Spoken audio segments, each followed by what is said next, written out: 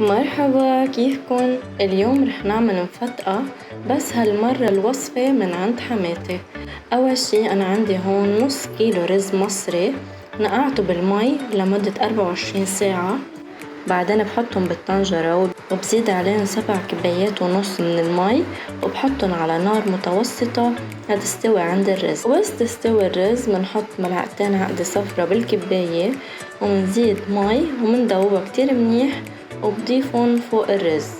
وهلأ بزيد كيلو سكر خشن ونص كيلو طحينة، وهلأ بضل عم بحركهم شوي، بعدين بترك على نار خفيفة وكل شوي بحرك بس كرمال ما تلزق بالطنجرة. وهون زدت صنوبر طبعا حسب الرغبة، تقريبا بدها ساعتين على النار.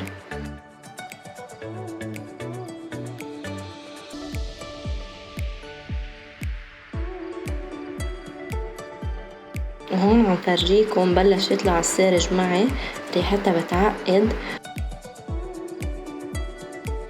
وهون عم تبلش تشتد معي، وهيك بتكون خلصت المفتقة وببلش حطها بالصحون.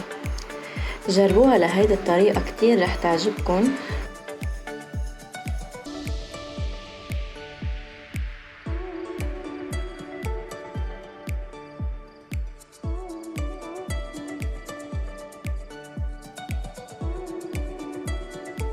وهيدي هي النتيجة النهائية لوصفة اليوم. إذا عندكم أي أسئلة اكتبولي بالكومنت، وما تنسوا تعملونا لايك وسبسكرايب للصفحة عشان يوصلكم كل جديد.